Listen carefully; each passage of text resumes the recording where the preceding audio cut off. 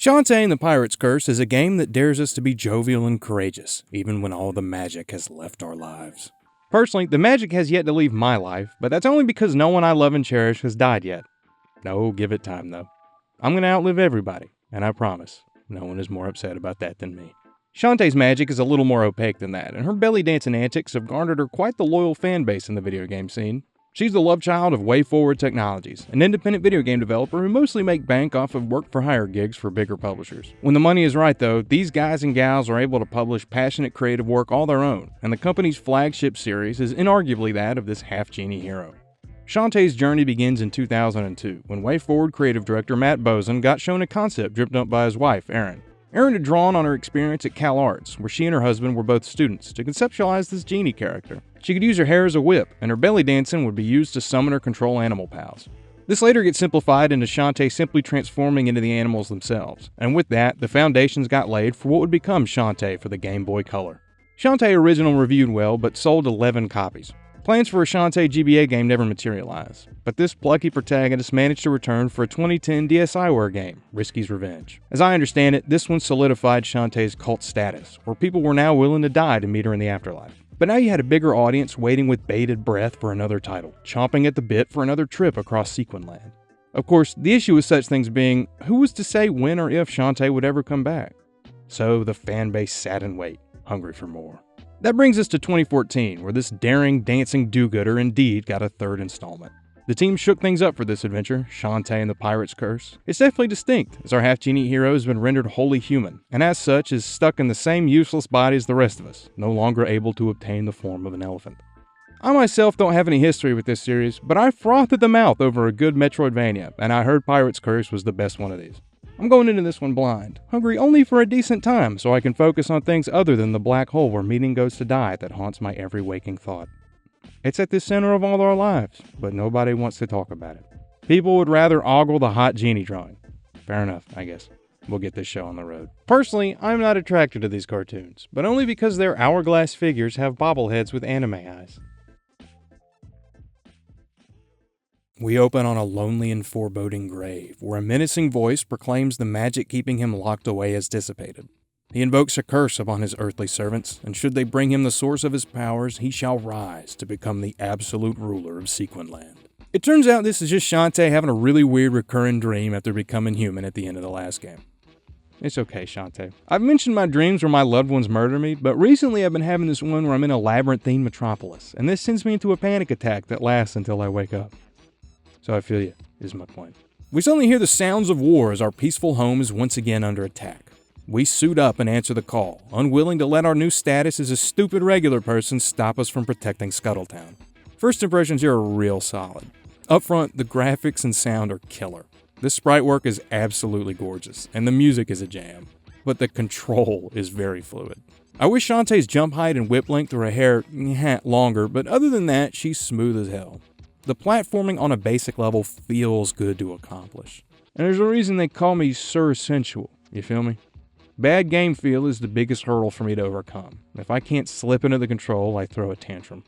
Past our pals, we run into the mayor, who reveals he sold the town to the ammo baron so he could use the funds to buy chocolate. Fucking useless politician. Wasn't this supposed to be escapist fiction? The humor on display is adding to that solid first impression, by the way. I laughed at this pile of dead enemies twitching at the bottom of a drop we fought them through. Stuff like that is really endearing, and it carries into the dialogue too. We run into the ammo baron causing a ruckus in our town. This leads to our first boss fight, and it's easy enough. He spits balls at you. After beating the guy, we're interrupted by the Sultana's royal guard, who Shantae is very happy to see until they hand her a court order for beating up the rightful owner of the town. Ammo Baron did pay for the place. This is one of the untold number of reasons why the idea of owning things is a stupid one and should be drilled out of all our heads. Sky says they'll just have to place their trust in the authorities and hope for the best. Yeah, good luck with that plan. Shantae, fearful of having her hair lopped off as punishment for blowing up a guy that was turning kindergartens into artillery, decides to return home and take a hot bath to relax. But after soaking for a bit, she eventually remembers she doesn't own a bathtub. Is this implying she only showers or doesn't bathe?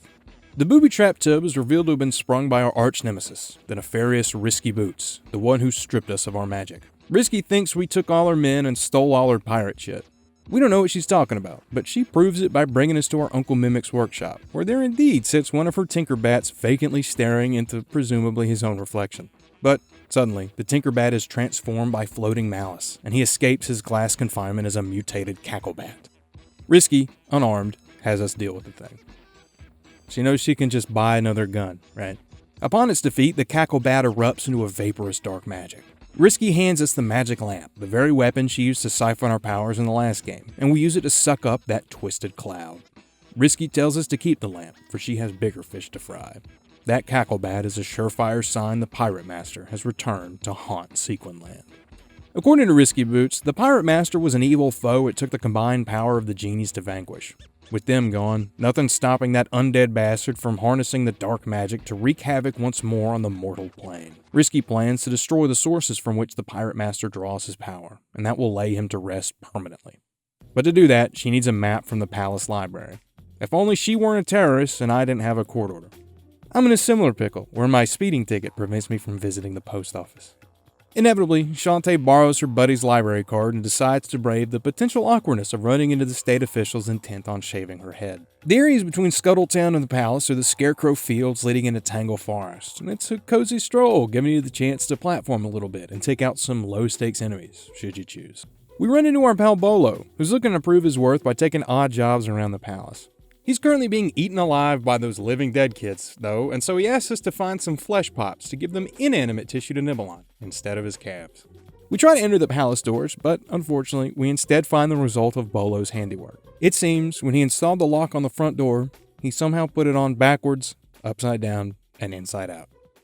I hope for his sake, Bolo's character arc is just going to be him accepting he's a dumbass. I went on that one too. Further to the right, we run into Squid Baron. He's lamenting that he's going to be downgraded to a filler boss this time around, demoted from one of the main antagonists of the last game. Shantae, however, does not understand she's a fictional character, which is existentially for the best. She just suggests he go on a vacation. But because nobody can do anything for themselves here, he asks us to think up a vacation spot for him while he weeps at the corner of the map. After Squid Baron shuffles over a couple feet, we can now enter Ye Royal Sewers. Murdering these snakes down here will net you an abundance of flesh pops, more than enough to appease the hungry dead youngins. Now that they're settled, Bolo asks us to return the palace gate key, and now the palace is once again open to the public. We walk through an ornate hallway, finally entering the royal library. This almost dead guy recognizes us from when we were a youngster. He's a sweet old man with fond memories of Shantae and her Uncle Mimic, and allows us to take the map of the Forbidden Isles. Returning to Risky, she agrees to let us help, on the condition we follow our captain's orders to the letter. With that, necessity brings these two mortal rivals together, forcing them to put aside their past and work to defeat ultimate evil. Yay, it's like the adventure version of a sleepover. We hop on board with our brand new buddy and set sail for our first major area. Will our heroines be able to destroy that sinister scalawag's sources of evil energy? Or will the ship go topside, forcing one of them to resort to cannibalism? I don't know, but if it does happen, I have a feeling Shantae would panic and eat Risky first. She'd feel real guilty over cooking up Miss Boots, but she'd still do it. Our pirate crew docks on the first island whose navigation stands between them and the Den of Evil, a dungeon that acts as a wellspring of power for the Pirate Master. Aw, look at Shantae all decked out in that pirate gear for her pirate adventure.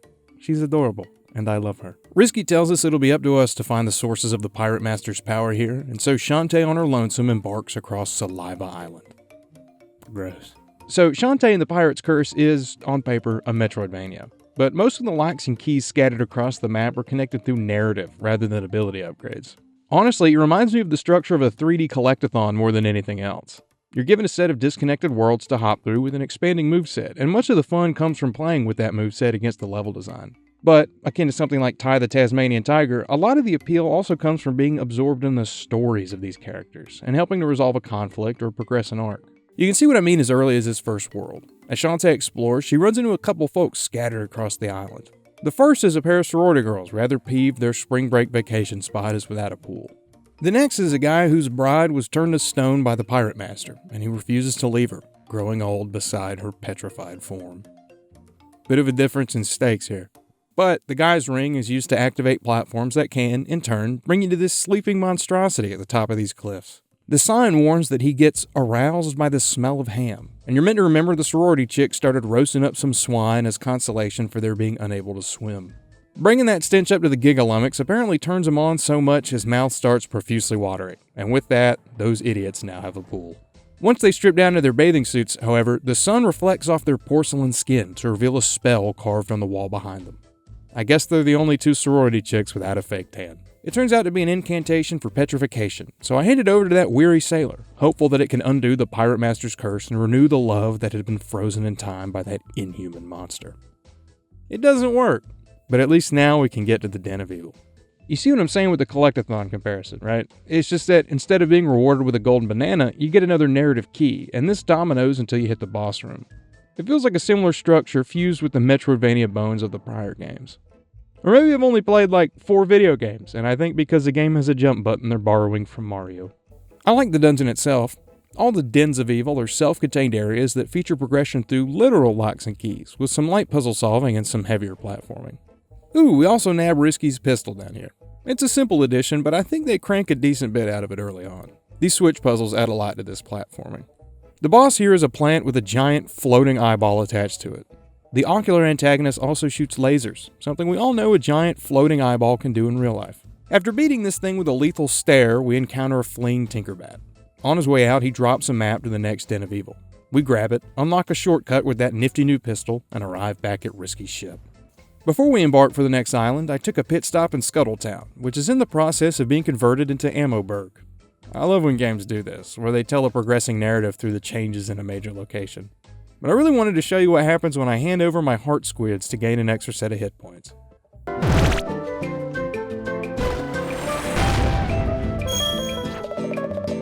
This is a neat game.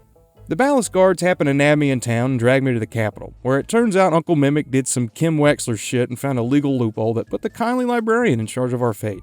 He's a fan of our hair and refused to let them cut it. And with that, this plotline is unceremoniously resolved. I'm only even including that resolution here because it gargled and died so quickly I was genuinely confused as to why it's even in here. Anyway, outside we meet this Cyclops named Brandon. He confides in us that, when he holds an enchanted blade and proclaims that he wants to start wearing purses, he transforms into his powerful alter ego, Brand's son. But he left his blade on the bus, and now it's 3 counties over. I'm getting real sick of the weirdos around here.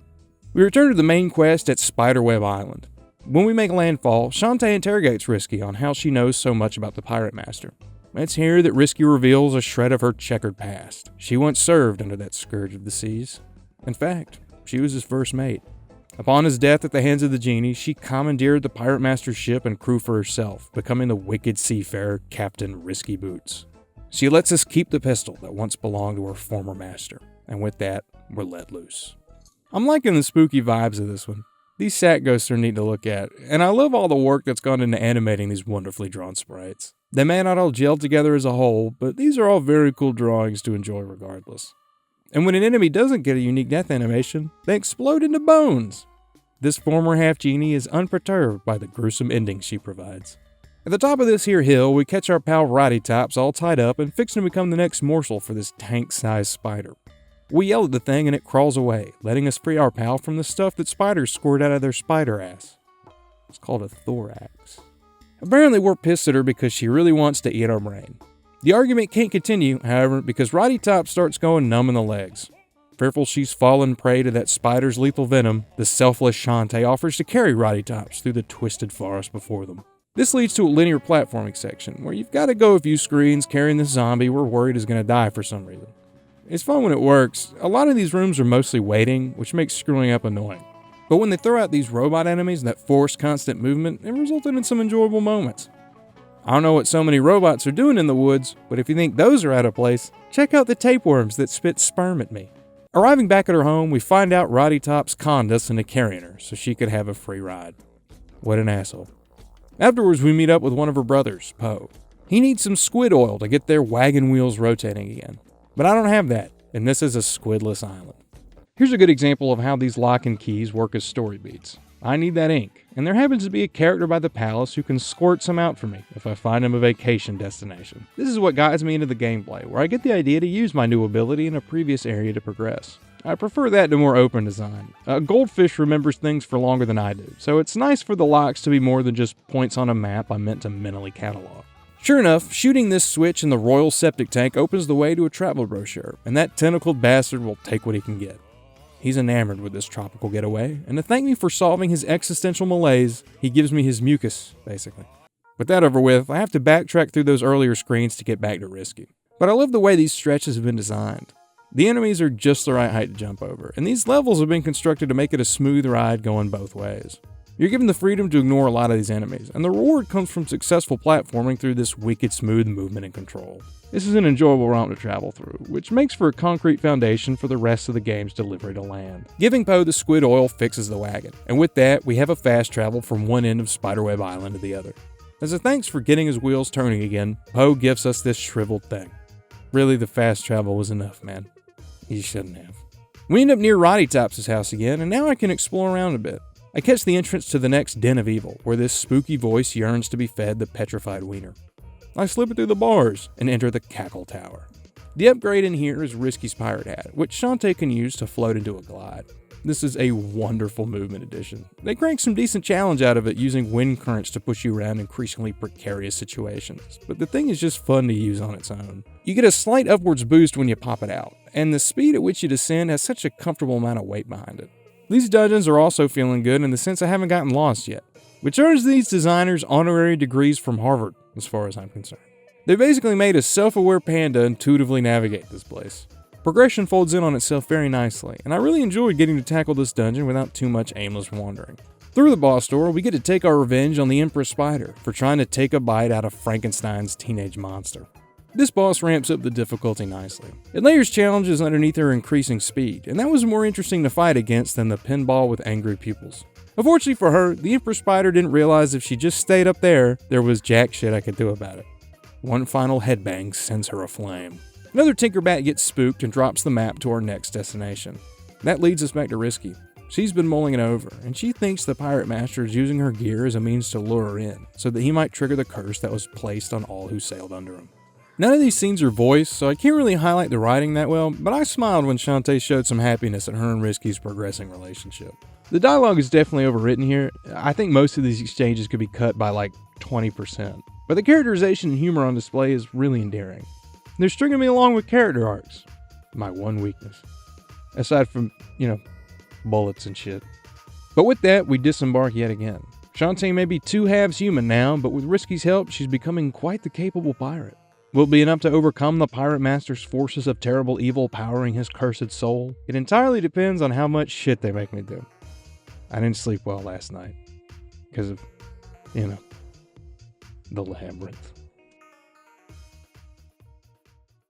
We move on to Tan Line Island, which is probably what the British named it when they arrived and then did something just absolutely horrific to everybody living over there. Squid Baron is here too, chilling in front of this massive temple. He's distraught over his ruined vacation. Apparently the travel brochure sent him here, where there would be plenty of bikini-clad beach bunnies hopping around, if it weren't the off-season. The British turned this place into a timeshare, and they bring the Atlantic Ocean with them, it seems. We give Squid Baron a mini pep talk, encouraging him to keep exploring new horizons in the hopes that something true lies out there waiting for him. That rejuvenates the squid's weary spirit, and without those aforementioned beach bunnies around, he has no use for these X-ray spectacles. He bequeaths them to us before making a weird squelching sound as he shuffles off screen. What an odd fucking character. Some exploration around the map will bring you to this sarcophagus that, with our new X-ray specs, we can now see right through. Shantae can make out a design beneath the stone, and she sketches it down. That's 1/3 of these things drawn up. There would be 2, but we found the first of these has been pillaged by our pal Sky's pop-up. He's a relic hunter like Uncle Mimic, and he brought the mummy home to impress his daughter. I don't think those two talk much. The last bit of Tan Line Island I can explore leads me to a brick wall a bunch of the natives are hacking away at. The foreman over here laments that their ancestors on Saliva Island never had to do such back-breaking work, which I guess is my signal to return there with my new hat. Sure enough, Mummy 2 of 3 sits tucked behind a set of rooms inaccessible without Risky's headwear. With that, I head to Sky's house to find the final sarcophagus. We catch Sky in the middle of a familial development. Her mother is ecstatic over Sky's new boyfriend, a fellow named Barracuda Joe, a member of Ammo Baron's army who made an appearance in the last game. He birdwatches in his spare time, and at this point, that's good enough for Sky the Hawk Lady. Unfortunately, Sky's dad arrives and puts a damper on this budding romance by accidentally killing Barracuda Joe via a mummy's curse. Death has different cultural connotations in Sequinland, I guess, because Sky is more angry that she's single again and never thinks to move this dead body from her house. At least we're able to get one final piece of the inscription. It's revealed to be a series of drawings that act as the key to that temple from earlier. It's randomized, so you can't cheese this in future playthroughs. But, if you're that curious, mine was Zebra, Centipede, Bullet Ant. Upon entering Tanline Temple, we're greeted by the village elder. Shantae is the spitting image of their long-lost princess, apparently, and he orders the guards to keep us confined to our room until he can prepare a coronation worthy of such a glorious return. We don the ceremonial garb and... Oh, damn, they're really shameless with the outfits here. Enjoy the fan service, you goddamned animals. Hope you're so down bad this 3DS sprite does it for you. This here is a mini stealth section where you've got to sneak around the basement of this dusty monument. If you're spotted, these guards will bring you all the way back to your royal chambers. Locked up tight, you gotta do all this crap again. They also confiscated all your items, so you gotta play through this part exactly how they want you to. There's also a section that genuinely gave me anxiety. Don't ask me to recall which doors lead to which rooms in any kind of game or real life. I like that kind of spatial awareness. It's not too bad. Past the first chunk of stealth challenges is a room littered with doors, including one to this central hub that's got a bunch of locked rooms. Exploring through those aforementioned doors will net you some keys, and we can see what these dusty idiots keep locked up in there. It's none other than Sky, who came here looking for a way to cure Joe. The locals nabbed the gal and dressed her up in the same outfit. Damn, Roddy Tops is here too. She's here because she didn't want to miss out on our adventure. She just wants to be princesses together. And, after a final bout of platforming, we grabbed the key needed to rescue Risky Boots, because she's the only hot drawing we haven't put in a bathing suit yet. The girls work together to heave open the exit, and on the way out, they run into the village idiot running this circus. The writing here got a laugh out of me. They do a lot with this delivery, there being no acted lines or animated cutscenes after all. But I thought it was funny how the village elder calls each of them fat, and you get a slightly annoyed or confused portrait of everybody except Roddy Tops, who's just happy to be here. But, out of nowhere, the real princess returns with her groceries. She went down the street, and her entire codependent society fell apart in the meantime. You may also notice they didn't have the balls to put the plus-size character in the harem bikini. With their princess back from the store, things can go back to business as usual for the folks on Tanline Island. The moron gives us back our shoes as well as a golden pickaxe to commemorate the fact he forced 4 hot chicks into running around his house without clothes all day. I certainly ain't doing any manual labor with this thing, but I do recall some people who could use a better tool for the job. I hand over the pickaxe to those guys chipping away at those ruins, and with such a magical gift they're able to complete the job in record time. With the ruins cleared, we can now make our way to the next dungeon, the Lost Catacombs. There's some pretty fun platforming challenges on the road to our next upgrade, but I could have done without seeing the slicer enemies down here. Thank Christ there's higher ceilings down here than in Metropolis Zone.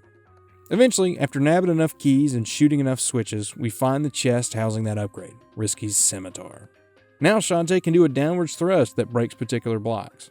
It's pretty stiff to move around, so it doesn't feel the same as something like Shovel Knight, and it's less fun to use for me as a result. It doesn't really shake up the way we move as much as something like the Pirate Hat, which is becoming a real favorite to use in the tighter platforming sections. It's not long after we get our upgrade, we're able to carve out our way to the boss door. Inside is none other than Squid Baron himself, and he continues to obliterate the fourth wall. In fact, one could say he sits atop the fourth wall, as he laments his position as obvious midpoint boss fight. He must sound like a real lunatic to Shantae right now. Though, for a filler boss, Squid Baron is an enjoyable encounter. He's got the speed of that spider, but is much more offensively capable. You're even encouraged to bounce on him with a new scimitar, which is a fun way to implement that upgrade into the fight. In defeat, Squid Baron has gained a new level of confidence by no longer thrashing against his God-given role as a filler fight. It would be nice if any of us had purposes to fill, instead of aimlessly wandering on this spinning mound of dirt. The man is so happy with us for helping him be the best boss he can be, he bequeaths to us the map to the next island. We meet up with Risky at the ship, and with that, we can finally set sail once again to continue our pummeling of the Pirate Master's forces. Hopefully we end up somewhere that doesn't take our pants away this time. I make another pit stop in Scuttletown, and I run into Bolo at Mimic's workshop. Looks like he's back working that dead-end gig, and he's upset he missed out on the itty-bitty bathing suit adventure on Tanline Island. Risky and I then make port at the next destination, Mug Bog Island. She then gives us an overly long bit of exposition explaining that the dark magic powering the Pirate Master's curse is the very same magic that once gave us powers. When Risky used it to grant herself a wish in the last game, she turned it into dark magic, paving the way for the Pirate Master's return. I just saved you like 14 text boxes. Oh, but that's another thing that ties into my collectathon comparison. Scattered across the map are these cackle bats transformed by that evil sorcery. They're like a secondary collectible, where the reward is getting to them with your expanding moveset more than it is the dark magic itself. I haven't really been getting them though, so I can only hope Shantae and the Pirate's Curse caters to the lowest common denominator. Returning to Mudbog Island, I didn't really like the parts we're able to explore up top. The planet of the symbiotes over here is certainly foreboding, but I was getting annoyed with these enemies that just materialize in front of you. I never fucking notice where those multi-headed venom blobs are going to pop out of the floor, and so I'm taking a lot of touch damage when they sprout out from under me. All things considered, it's at least a rather brief stroll to our first roadblock. We come upon this hovering ribcage who calls himself a hexer, and he guards the way to the village of lost souls. Behind him lies a purgatorial prison that you gotta have died to enter. We are, and I can't stress this word enough, unfortunately alive.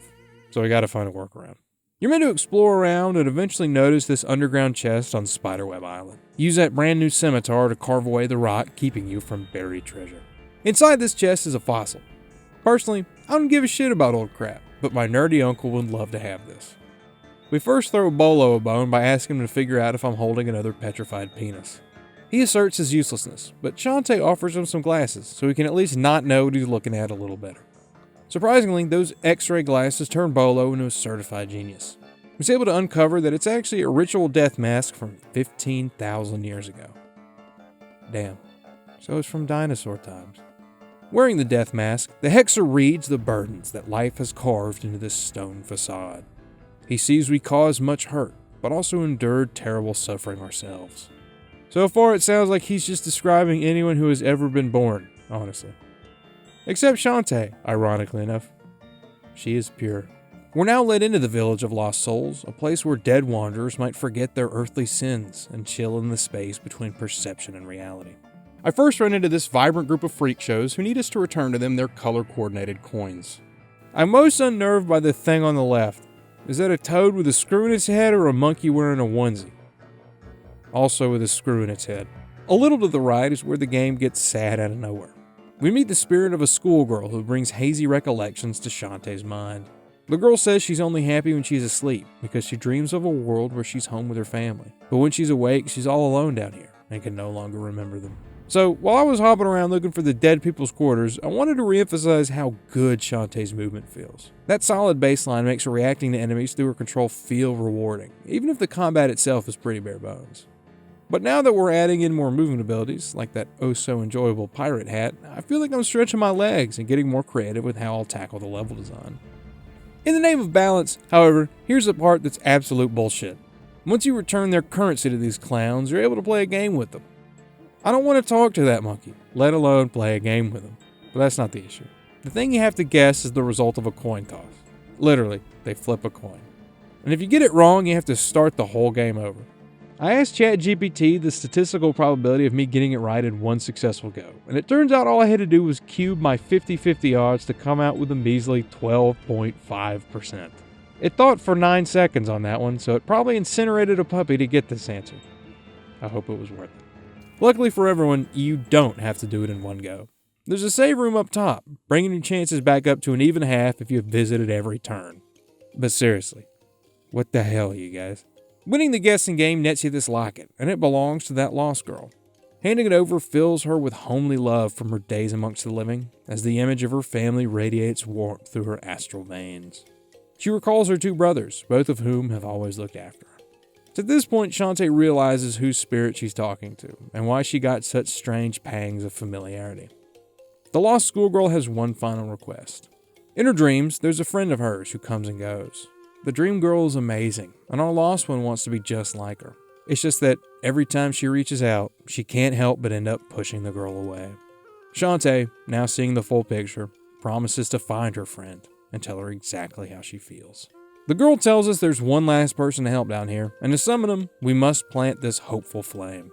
Traversing back to a fire pit we found while coin hunting will indeed bring to us this hulking form of some long-dead soldier. He can't remember his daughter's name, and that's played for laughs? We tell this fellow we can't leave until we destroy the evil lurking in the pits of the village of lost souls. He respects our bravery and offers up his manly musk. We present it to the gatekeeper at the Den of Evil, and, satisfied we are indeed the great warrior Stinky Pete, we're led into the dungeon. This is the Weebly out of suffering. Not much to say about the first half, it's just more solid platforming challenges to find the keys you need to progress. Eventually, you fall into a room that has Risky's boots. This is a cool upgrade, and it's got more utility to me than the scimitar. It basically acts like the speed booster from Super Metroid. You charge up the boots by running, and with the press of a button, you can start dashing forward, scimitar in hand, cutting down either blocks of stone or groups of people. In this dungeon, make some fun use of the boots, combining it with your jump and glide to fling yourself across large stretches of bottomless pits. Solving this cage puzzle gives you the ground you need to charge up your run and smash through these blocks, taking you to the boss door, where Dagron lies in wait for his next tortured victim. I did not like this fight. You gotta run into these switches embedded in the wall to have these stalactites fall, and then you stand on them to whip Dagron in the noggin. If his mace tail didn't smash the one I really wanted to stand on, this would be more manageable. His attacks as a whole don't really feel like fun tests of movement. I think the room is just too cramped. But after I've downed enough monster milk, my increased attack power decimates the dyslexic dragon. Another Tinkerbat drops them at our final island, and after one last talk with this shadowy warrior, we can now return to Risky with the knowledge he managed to free all those wandering lost souls. He gives us one in particular that's in need of finding a body. With that, Risky and I set sail for Frostbite Island. This one starts pretty fun. It mixes some decent platforming in between bouts of speed boosting so you can ice skate uphill. Some motherfuckers still trying to ice skate uphill. Shut up. We catch Ammo Baron chatting it up with the Techno Baron, as they've struck some kind of deal. Techno Baron catches us watching and demands we bring him apart for the new mayor of Ammoburg. His assistant is keeping it in Propeller Town, Techno Baron's floating masterpiece. Climbing our way up to Propeller Town will introduce us to some pretty fun late-game platforming challenges. You can't explore everything yet, but what's on offer here I found pretty enjoyable. The reward is still in the feeling of movement, as before. The save rooms up here also increase in proportion to the number of spikes on the ceiling, so you should never feel stressed about having to redo a particularly upsetting screen. The Techno Baron's lab assistant is none other than Bolo, who ran far away from what was formerly Scuttletown. He took up a job helping the Baron, looking for a place where he might finally be appreciated and not treated like a lawn ornament. The glasses were enough to convince Techno Baron he was smart enough to join his city in the sky, and Bolo has quite literally been on Cloud 9 ever since. He hands over the targeting module to be delivered to Ammo Baron back home. I guess it's too difficult for him to return. I'll always remember it as the place he was at instead of whatever magical land put Risky Boots in a tiny bikini. Alright, this is where I do some cleanup. Now that I've expanded my moveset with Risky's boots, I can return to areas that were once inaccessible. I decided to first do a sweep of Tan Line Island with my new shoes, and they allow me to run across these disappearing blocks. At the end of the path, wouldn't you know it, is Brandon's enchanted sword. Returning it to him allows him to transform upon his purse declaration. These sorority girls who got covered in spit are also here, apparently working for the Ammo Baron. The two gals, satisfied having watched that transformation, rush back to the Ammo Baron before he realizes you don't get spring breaks at work. My next step is to deal with the ghost in my wallet. I figure best to take it to the dead people to help me out on this one. All Roddy Tops has to do is be herself, and she naturally guesses this spirit's greatest embarrassment. That's enough to rile a voice from the thing, and Shantae recognizes it as that of Barracuda Joe. Before we leave though, I did want to resolve this little subplot, where Shantae tells Roddy Tops that, after an encounter with this special someone in the Village of Lost Souls, she wanted her to know that she'll always be her friend, through thick and thin.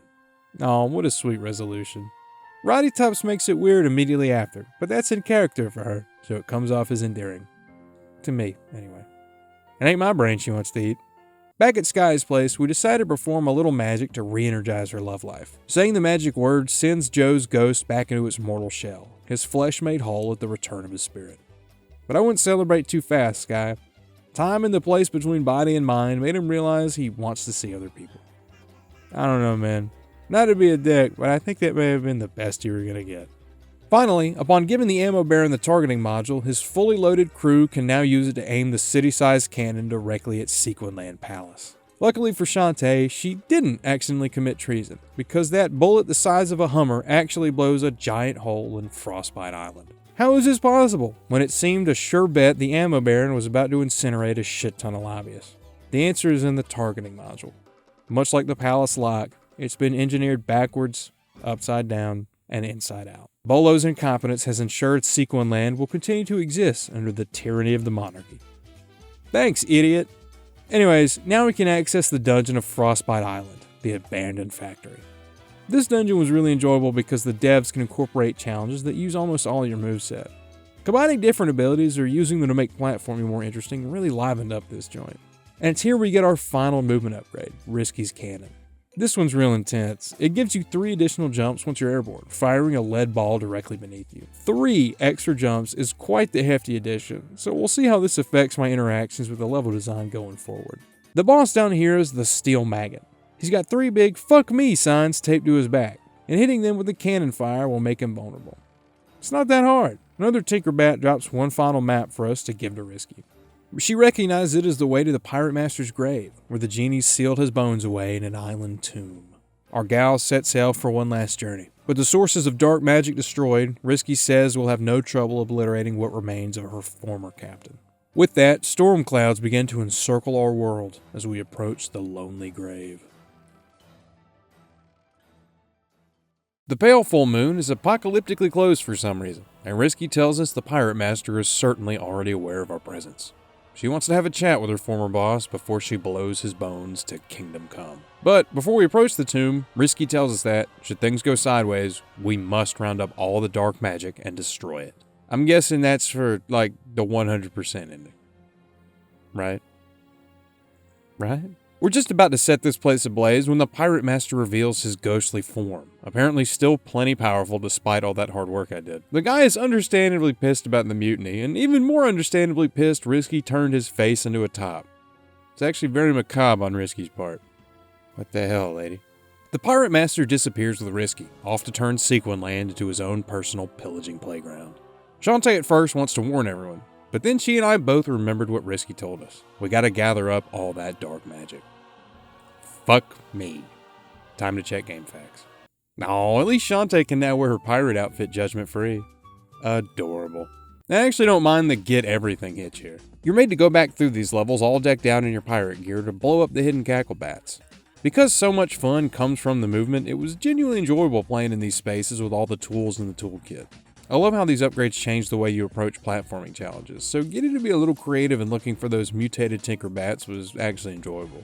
It's not like the 2D version of Mario Odyssey or anything, but it's fun enough to make these revisits livelier than they would be otherwise. Alright, with 20 of 20 cackle bats obliterated and their dark magic drained into my magic lamp, I head to the palace to confront the Pirate Master. This leads to one final dungeon, where the devs can test your full suite of abilities. Ew. What's with the Pirate Master growing fleshy masses out of the walls here? And in the save room, you're spotted by these eyeballs dangling from tendons. Why the David Cronenberg-inspired interiors? This place is gross. At least it's mostly enjoyable. Using our gear in increasingly deadlier situations was interesting, and I enjoyed these tougher challenges against this moveset I've been getting very comfortable with. However, there are some obstacles that are simply too tight in what they're asking for. I feel like even I shouldn't have had this much trouble in the alien mouth section. It's just this one fucking part. But as the gauntlet comes to a close, Shantae is finally able to confront the Pirate Master beneath the storm clouds that surround the heights of the palace. After a little bit of back and forth, we enter the first stage of our final boss. It's not that bad. He's basically warming up, I think, because he mostly just stands there while shooting balls of purple malevolence. The Pirate Master notices we aren't very magical for a half-genie, and that without his weapons, we're pretty useless out here. He then disobeys the Finder's Keeper's law by ripping his gear off our person. With their power once again at his disposal, the Pirate Master is transformed into the Pirate King, a dark entity capable of crushing all of Sequin Land just for the fun of it. Shantae, now with only her hair to defend herself, must brave this second phase. You certainly realize how much you've been relying on that pirate crap, because it was agony to be so immobile while avoiding these quicker and deadlier attacks. I was really hurting without my 3 extra jumps. Luckily for me, I had plenty of items stored for my travels. Take this shield, for instance, that absorbs projectile attacks and stays on screen for 30 minutes. I have 9 of them, and the Pirate Master refuses to abandon his strategy of shooting projectiles at me. After enough wailing at his face that was a bra a couple hours ago, this second phase goes down in flames. But the Pirate King isn't down for the count, and he demands the dark magic we're keeping stored away in that magic lamp. If we hand it over, Risky goes free. Shantae of course acquiesces, unwilling to let the Pirate Master inflict further hurt on poor Risky Boots. We're really close to being friends now, after all. Surprisingly, the Pirate Master makes good on his deal, and Risky runs off, leaving Shantae alone to face this final boss. But it turns out that Risky's theory from earlier proved to be true, because the dark magic we slurped up got transfigured into light magic, confirming it was ours all along. She's done alright as a person, but Shantae is a half genie at heart and yearns to be made whole by the pieces of ourselves we spent all that time collecting. We absorb our power back, and now we hit like a holy truck against the slab of bone that is this yo-ho-hoing asshole. Stage 3 begins, and it starts like Phase 2. We've just cranked up the speed and thrown in some new attacks. But the really cool part comes when we daze that nautical skeleton, and we cut back to Risky, who made it down to Ammoburg. She's got the sorority gals aiming the artillery again, this time with a proper crosshair. We're then put behind that crosshair as the targeting system locks onto Shantae. You've got to time when you'll press the fire button, since there's quite the delay between pulling the trigger and watching the giant bullet land. This was a cute way to end the game, tying everything up and having Risky help us out by using an established piece of the story. Feels like a very satisfying resolution. That cannon fire is enough to finally erupt the Pirate King into a blinding explosion, ending his threat to Sequin Land once and for all. No longer will his ghost haunt our destiny. That goes doubly so for Risky, who tells us the curse placed on her by our old captain has at last been lifted. She also went back to wearing the guy's face around her breast and crotch, and if she wasn't serving in that outfit, I would be more upset about it. Can somebody tell me if I use that word right? Risky tells Shantae that she's just not cut out for pirate life, much like she doesn't belong in the hero world. With that, Risky leaves us be, with Shantae regretfully calling out to her as she disappears into the night. Through it all, we forged a meaningful connection with our would-be antagonist, and Shantae isn't ready to let that go. Yet she's given no other choice, as her friends surround her to offer comfort, while Risky slithers away in the company of Tinkerbats, toiling away at schemes of domination. What will come of this seafaring nemesis of ours? Can she move past her worst impulses, or will she return to her conquering ways? It seems only time until the next steam sail will tell. Until then, Shantae can only hope Risky Boots has come to value her, as much as she has learned to care for that lonely pirate captain. We got a few dangling plot threads to wrap up. Firstly, I ain't living in a town called Ammoburg. Shantae is able to use her return magic to grant the mayor's wish of being in charge again, and this steel monstrosity is evaporated in the cozy little scuttle town, same as it ever was. Shantae even puts on her pirate voice to intimidate Ammo Baron into skedaddling. Adorable. Roddy Tops and her family come to pay us a visit. They're returning to the mainland. Well, except for Roddy Tops, who wants to have a sleepover in perpetuity at my place. I don't think she ever bathes, so she'll fit in good inside my tubless home. When Uncle Mimic and I are finally alone, we get the chance to ask why it is he had that Tinkerbat locked up in the first place. Mimic reveals that he was experimenting with ways to reverse the polarity of the dark magic and turn it into that gold dust that could be used to give us back our powers. Oh, Shantae's got some good folk in her corner. She laments that one of them couldn't be Risky, though, for she believes it was the pirate's plan all along to have Shantae gain her powers back, to defeat her former captain. Always one step ahead, that conniving bitch. Speaking of, we get one last exchange between the heroines, now that the adventure is concluded and their bonds need not be reforged. Risky confirms in another fucking needless series of text boxes that she went out on a limb, hoping Shantae would restore the magic's happy side. But otherwise, she planned every step of the way, in a ploy to have Shantae hand over the light magic and murder the ghostly seafarer. And so Risky leaves with her crew of Tinkerbats, preparing for her next assault against Shantae and the world she knows. Before she goes, however, she gives us a sweet little goodbye by calling us the spitting image of our mother. Then she leaves to go do some domestic terrorism. And that was Shantae and the Pirate's Curse. I'll admit, I went in looking for a Metroidvania, but by the end I think I got something a little different. In technical terms, the game leans more action platformer with some light structural similarities to a typical search action game. But genres are useless monikers, like names and nationalities, and whatever else we dream up to distinguish ourselves from cuts of meat. I'm not going to split hairs over conventions, is my point. But the way Pirate's Curse turns the typical objectives into progressing story beats had me pretty constantly engaged. That delivery would have fallen flat if the writing didn't stick the landing, and aside from being a tad overwritten, there's genuine charm to these characters and their stories. I want to see moments like the schoolgirl vignette unfold, because the dialogue has me growing to like spending time with Shantae and her cast of characters. The search action structure is one thing, but they're stringing me along with a progressing narrative and a protagonist I just enjoy seeing interact with their virtual world. Gameplay is one thing, and it's undeniably solid here.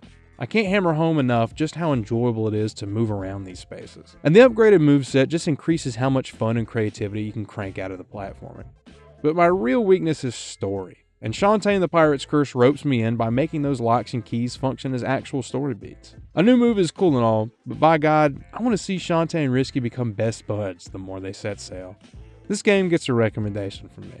I can't confirm if it's the best of the Shantae series, but taken on its own, it provided an engrossing narrative experience with satisfying and engaging gameplay that evolved the more story you uncovered.